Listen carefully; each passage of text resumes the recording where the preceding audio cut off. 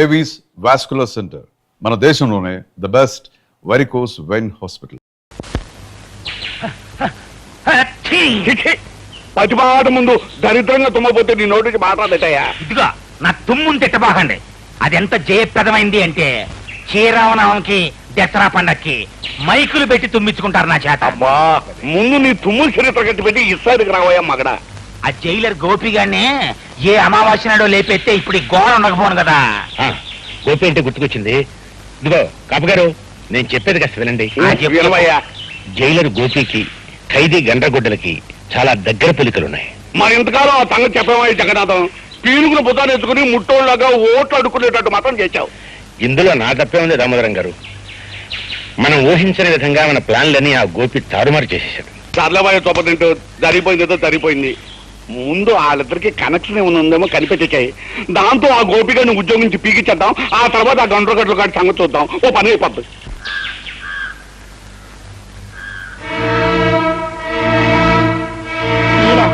ఏమిటిలా వచ్చారు? అబ్బే, ఊరికే చూసిపోదామని. అది సరేనమ్మా. జైల్లో ఏ దొంగ విధవకి ఏ చిన్న కష్టం వచ్చినా కన్నతల్లిలా కాపాడుకుంటుండేదానివి, మరి ఆ విధవను మాత్రం పట్టించుకోవటం మానేసేమిటి? ఎవరి గురించి మీరు చెప్పేది? అదేనమ్మా, మొన్న జైలు గొడవల్లో మీ వాడిని రక్షిస్తూ దెబ్బలు తిన్నాడే గండ్రగొడ్డలుగాడు. వాడు పాపం జ్వరంతో పడున్నాడు. అయ్యో పాపం, నిజంగానా? కానీ అతన్ని చూడడానికి అనుమతి లేదని మా వాడు. అదేం లేదమ్మా, మొన్న జరిగిన గొడవల్లో అతను అధికారులకు చాలా సాయం చేశాడు కదా, అందుకని అతని మీద ఉన్న కట్టుదిట్టాలు కొన్ని సడలించేశాం. వెళ్ళి చూడొచ్చు. అన్నట్టు గోపి ఇంట్లో లేడమ్మా? లేడండి, బయటకు వెళ్ళాడు. నాకు టైం అయింది, నేను వస్తాను.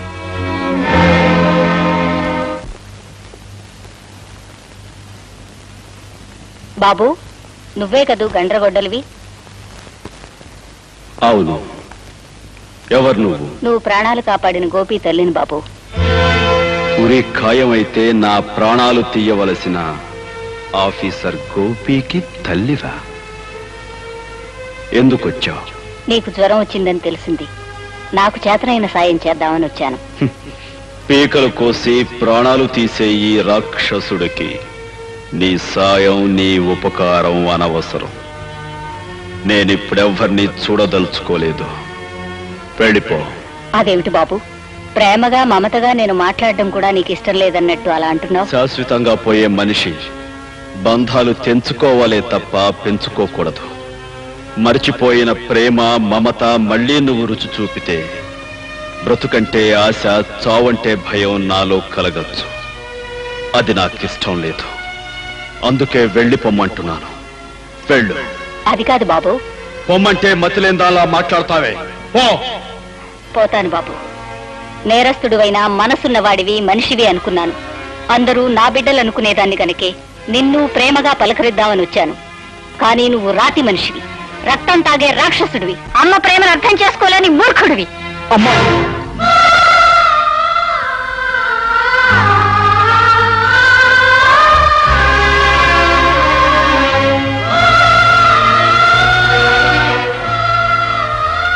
అంత మాట అనకమ్మా. బాబు, నువ్వు.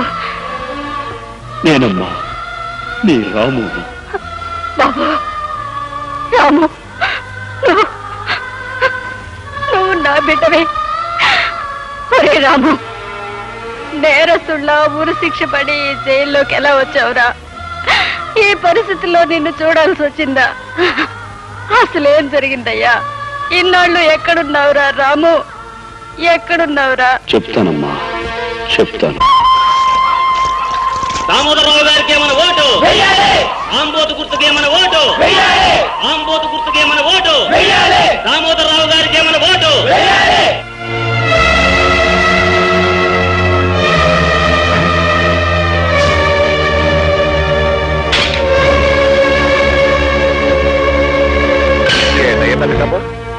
ఓట్లు ఆడటానికి వస్తే ఇళ్లలో దూరి తలుపులేసుకుంటారేంటి? మనల్ని ఏమన్నా కుట్టోళ్ళు అనుకున్నారా, ముట్టోళ్ళు అనుకున్నారా? వాళ్ళని చూస్తే పారిపోరు సార్, ఉన్నంతలో దానాధర్మాలు చేస్తారు. మనల్ని చూస్తే బందిపోడు దొంగలు అనిపించుండాలి. అందుకే నార్మల్ ఈ ఎలక్షన్ ప్రచారానికి వచ్చిన నాయకులు డాకు నాయుడులాగా కనిపించడం ఏంటయ్యా? ఏటా పెట్టుకపో. ఏంటోనయ్యా, నాకు బొత్తిగా అర్థం కావట్లేదు. వెనకటి రోజుల్లోనే క్యాండిడేట్ ని తీసుకొస్తే మేళతాళాలతో బ్రహ్మాండంగా రిసీవింగ్ చేసుకునేవారు. మరి నువ్వు మానభంగాలు చేయడానికి వచ్చిన దుర్మార్గుల్లా కనపడుతున్నావో ఏంటో తలుపులు మూసుకుంటున్నారు.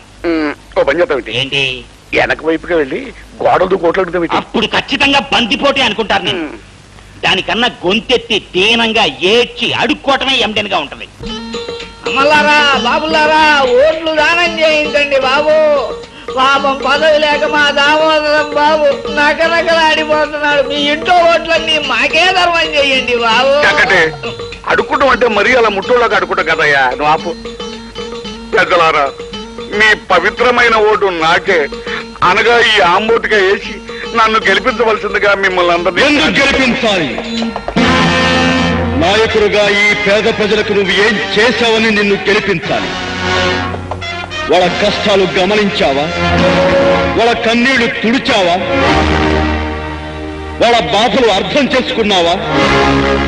ఏం చేశావు వాళ్ళకి? పెద్దలారా, నేను ప్రజాసేవకుణ్ణి, అంటే మీ పనోణ్ణి. మీకు సాయం చేసే నాకు ఓటేయాలి, నన్ను గెలిపించాలి. అంచేత మీరు అందరూ లోపల రండి, ఇళ్లలోంచి బయటికి రండి. నువ్వు పిలిస్తే వాళ్ళు రారు దామోదర్రావు. నువ్వు పిలిస్తే వస్తారా? వస్తారు. ఈ పల్లెలో మొదలైన ఈ పిలుపు దేశమంతా విస్తరిస్తుంది. పల్లె పల్లెలోనూ వినిపిస్తుంది. ప్రతి ఇంటి తలుపు తడుతుంది. ఆ పిలుపు కొండ లోయల్లో ధ్వనిస్తుంది, గుండె లోతుల్లో ప్రతిధ్వనిస్తుంది. పిల్ల పాప ఆడ మగ చిన్న పెద్ద అందరినీ ఆ పిలుపు వెనుకట్టు లేపుతుంది. ధైర్యం చెప్పి కదిలిస్తుంది, దారి చూపి నడిపిస్తుంది. మరో ప్రపంచానికి పదండి అంటూ ముందుకు తీసుకెళ్తుంది.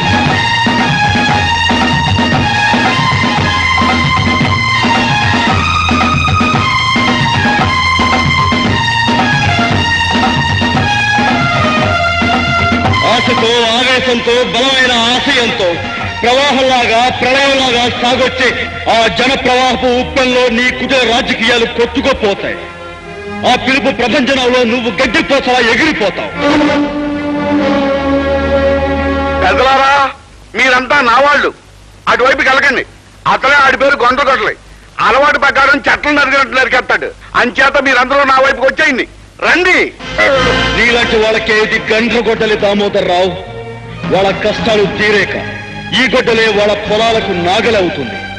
నీ బలం బలగం చూపించి ఈ ప్రజల్ని భయపెట్టి ఓట్లు వేయించుకోవాలనుకుంటే ఈ గొడ్డలే నీ గుండెల్లో కొలుపు అవుతుంది. జాగ్రత్త. ఇదిగా అసలు ఓటర్లు ఇలా తెలివి మీరిపోవటానికి ఆ గండ్రగొట్లగాడే కారణం.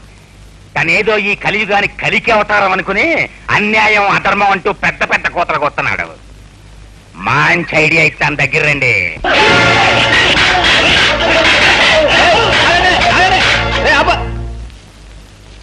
ఎరా, మర్యాదగా మీ వాళ్ళందరి చేత ఓట్లు వేయించరా అంటే మొండికెత్తారా? అందుకే అట్టుకొచ్చి కుళ్ళబోటు చేయడం జరిగింది. అయినా పక్కన వెళ్ళరా నాకు తెలియకడుతాను. నా గుర్తు మీద ముద్ర గుద్దు పడేస్తే మీ సొమ్మేం పోతరా? అయ్యా, మన గుర్తు ఆంబోతు. దాని మీద ముద్ర గుద్దితే అది అచ్చోసిన ఆంబోతు అవుతుందని భయపడి వాళ్ళు గుద్దకూడదు అనుకుంటున్నారు. చక్కటి, నువ్వు నన్ను ఎగతాళి చెప్తున్నావా లేకపోతే ఏదైనా నిజం చెప్తున్నావా? ఎవరైనా చెప్పాయంటే ఇరిగిపోతుంది నాడు. అబ్బా, ఎలక్షన్లు ముందెట్టుకుని చీప్ డిస్కషన్లు ఏంటి? అసలు పాయింట్ కి రావాలి కదా. ఇదిగో, మీరు వెనకటికి ఎప్పుడో నా దగ్గర చిల్లర అప్పులు తీసుకున్నారు. వడ్డీ చక్ర వడ్డీ ప్రకారం ఆ ఎంట్రోగంలా పెరిగి 100,000, 1000 అయ్యాయి. ఆ సంగతి మీరంతా మర్చిపోయినా ఆ ప్రాంసరీ నోట్లు నా దగ్గర ఉన్నాయి. మరి నా అప్పు తీర్చమన్నే పట్టాను అంటే మీ కొంప గోడు చెంబు తప్పాడ మీ పిల్లని తాళిబొట్టు ఇచ్చేయటమే కాకుండా మీ పిల్లల్ని రాళ్ళు రప్పలు కొట్టే వాళ్ళ కింద నాకు అప్పచెప్పాల్సి ఉంటుంది. అంచేత మీరు అందుకు సిద్ధపడతారా? నేను చెప్పినట్టు మా ఆంబోతుకి ఓటేస్తారా? ఆంబోతు నన్ను చూపెట్టావుటయ్యా. ఆంబోతు గుర్తుకొని చెప్పయ్యా. తమరన్నా తమరు గుర్తున్నా ఒకటే సార్. అలాగే. అంచేత మీరు నా అప్పు తీర్చడానికి అన్ని ఇచ్చేసి ఫకీర్లు అయిపోతారో, నేను చెప్పినట్టు ఓట్లేస్తారో తేల్చుకోండి. ఈ ఒకటానికి వేయండి అయ్యా. మళ్ళీ 5 ఏళ్ళ వరకు మీ జోలికి వచ్చినా మీకు కనిపించినా నన్ను చెప్పు తీసుకోకండి. వాళ్ళని ఆలోచించుకొని అయ్యా మగడా. ఆలోచించుకోండి.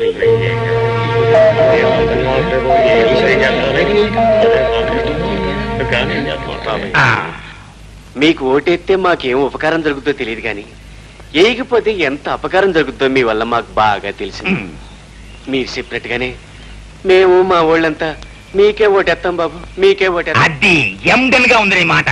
అది కాదయ్యా, ఇప్పుడు అట్టగా చెప్పి రేపు ఆ పోలికతో దూరి ఈ ఎవరూ చూడటం లేదు కదా అని నా ఆంబోతులు తెలిసి మరో గాడ్ల మీద కుదిరితే నేనేమైపోవాలి. నేను ఒప్పుకున్నాయా. అందుకే అక్కడ దేవుడు ఉన్నాడు. మీరంతా మా అంబోతుకే ఓటేస్తామని ఆ దేవుడి మీద ప్రమాణకం చేసి మరీ చెప్పాలి. పదండి. ఇదిగో, మీరంతా ఈ ఆంజనేయుడి పాదాల మీద ప్రమాణకం చేసి మా అంబోతుకే ఓటేస్తామని చెప్పాలి. కానివ్వండి.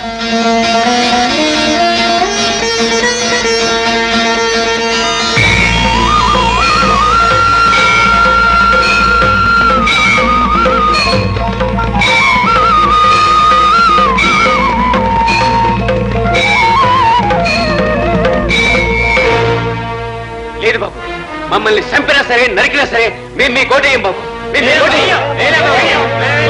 అమ్మ నాయలారా, ఆఖరి క్షణంలో ఎంత అడ్డం తిరిగిపోయారా?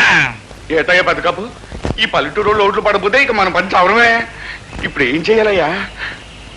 ఇదిగో బాబా, 2-3 తుమ్ములు నా మొక్కను తుమ్మైనా సరే ఐడియా చెప్పాయా. ఇదిగో, కొత్తగా కడుపైందల్లా ఊరికే కింద మీద అయిపోకు. ఈ రాజకీయాలు నీ కొత్తగా నాకు అలవాటే. అసలు మనకి ఓట్లేని పల్లెటూళ్ళని ఈ ఆంధ్రప్రదేశ్ మ్యాప్ నుంచే సరిపోయాలి. ఎట్టగయ్యా? చెరువు గట్లన్నీ తెగ్గొట్టేసి పల్లెటూళ్ళని ముంచేసామనుకో, మనకు ఓట్లేని వాళ్ళంతా నీళ్ళలో పడి కొట్టుకుపోతారు. 2-3 రోజుల్లో ఇట్లా జరిగిందంటే మిగతా వాళ్ళంతా భయపడి చచ్చినట్టు మనకే ఓట్లేస్తారు.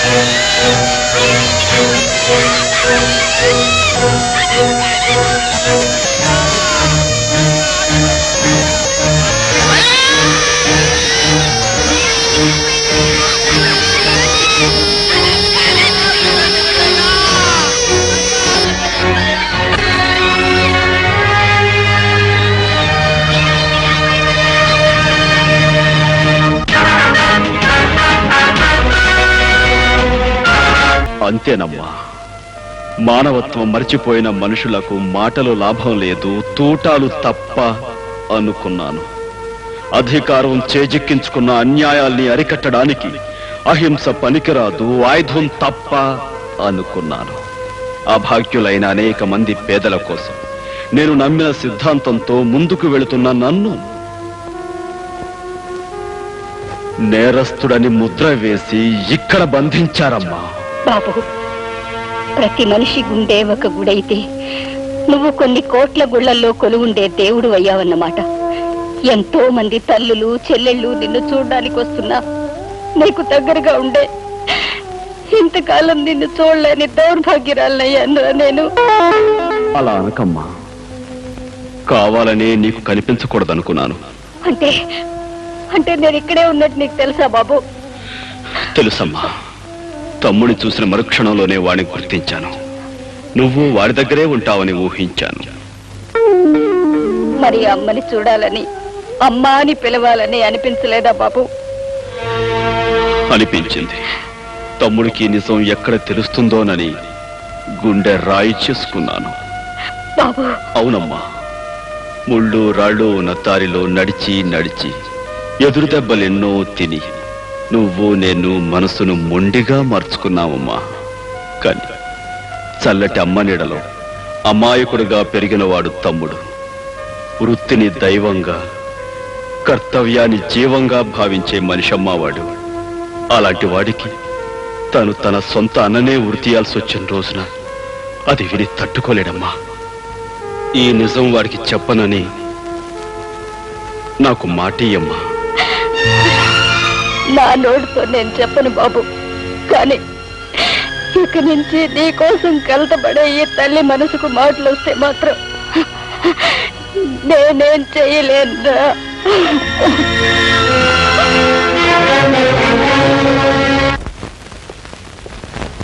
అమ్మా, గండగూడెం చూడటానికి ఈవేళ నువ్వు జైలుకు వచ్చావంట?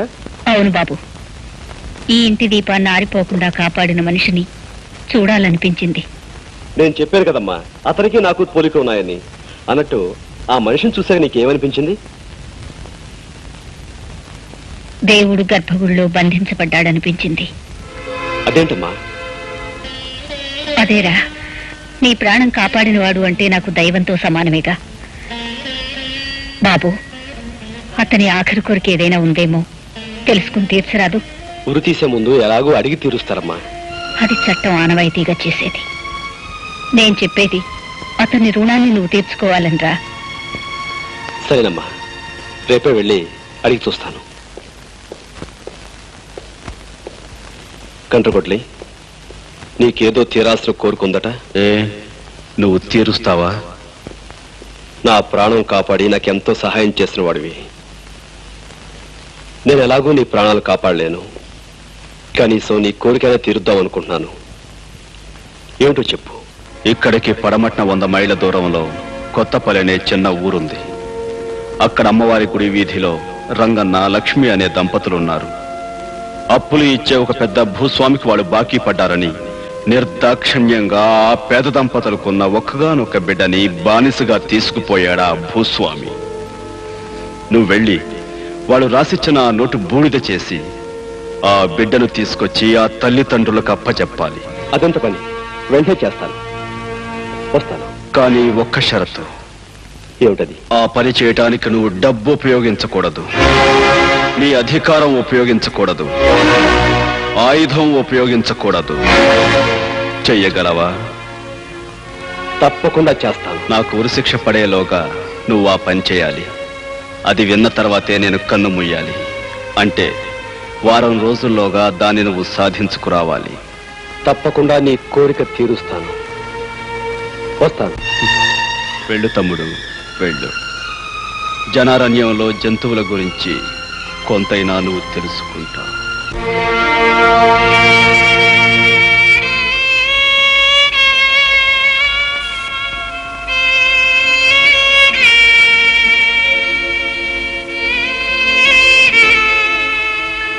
లక్ష్మి, ఏంటి అన్నం ముందెట్టుకుని పసివాడి కోసమేనా? అవునండి, అలవాటు ప్రకారం 3 కంచాల్లో ముద్దలెట్టాను. ఆ తర్వాత తెలిసొచ్చింది చంటోడు మన దగ్గర లేడు కదా అని.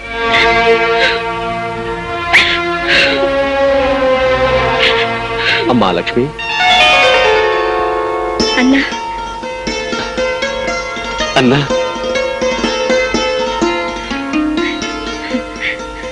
వచ్చేసావా అన్న? పల్లెలో ప్రతి మనిషి ప్రతిరోజు నిన్నే తలుచుకుంటున్నారు. అన్నగా అందరికీ అండగా నువ్వు రావాలని ప్రతి క్షణం దేవుణ్ణి మొక్కుకుంటున్నారు. నిన్ను చూస్తుంటే మాకెంతో సంతోషంగా ఉంది. రా అన్న, మాతో పాటు 4 మెతుకులు తిందువేనరా. రా అన్న. అలవాటు ప్రకారం 3 కంచాలు ఎట్టాను. 3వ వాడిగా కడుపును పెట్టిన వాడి దగ్గర లేకపోయినా నువ్వు వచ్చా. కూర్చో అన్న, కూర్చో. విషయం అంతా నాకు తెలిసిందమ్మా. అంతా తెలిసిందా అన్న? నేల తల్లి చల్లగా చూడకపోవటంతో కడుపు కూటి కోసం షావుకారు దగ్గర అప్పు చేశాం. అంతే, పంటలు వస్తున్నాయి వెళుతున్నాయి, వడ్డీ తప్ప అసలు చెల్లు కావటం లేదు. దాంతో ఆ షావుకారు బలవంతాన బిడ్డను పశువు నీడ్చుకెళ్ళినట్టు ఈడ్చుకు వెళ్ళాడు. ఈ పేదవాడలో ప్రతి తల్లి బిడ్డని కనేది ఆ షావుకారికి బలి ఇవ్వటానికి అన్నా, బలి ఇవ్వటానికి. బాకీ డబ్బుల కోసం పసివాళ్ళని తీసుకెళ్లిపోతాడా? ఇంతమందిని తీసుకువెళ్ళి ఏం చేస్తున్నాడా?